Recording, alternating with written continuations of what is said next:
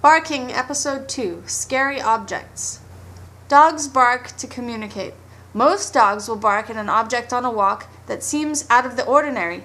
This is a natural behavior. Dogs have evolved to spot things that are out of the ordinary because they could be a threat. It would be very cruel to punish a dog for barking at something. Instead, we want to teach the dog that the object is safe and build their confidence. Halloween decorations are obviously scary, but to a dog, a bag full of leaves on someone's lawn that was never there before can be just as scary. Teaching, go check it out.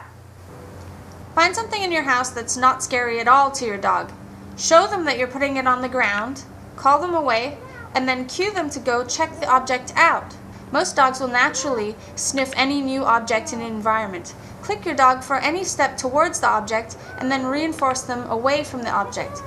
This makes it a double treat. Not only are they getting the food, but they get to go away from the scary thing. Next, click or say yes when the dog actually makes contact with the object. Reinforce the dog away from the object, but also reinforce the dog on the object, now that their confidence is building.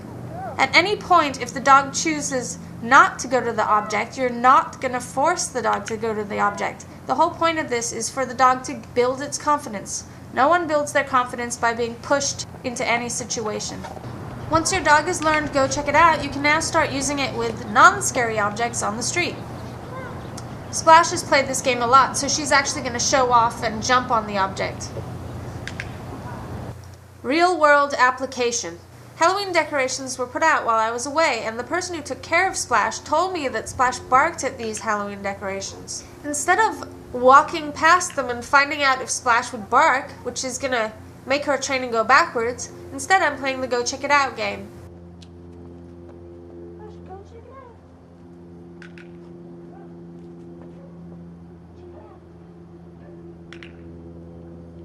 Go check it out. Go check it out.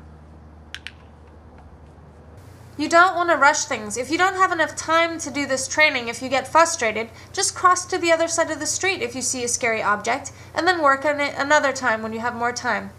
Here you can see I'm letting Splash wander around and find out information on her own. You can see she looks a little nervous. This technique is for inanimate objects. You're not going to say, go check it out to your dog, and then have them check out a bum who's going to get up and scare them, or check out a person who's suddenly going to move their hand really quickly and scare the dog, and then the dog's not going to trust you or those people. So this is a game for those objects that they're really frightened of, but they can build their confidence to check out.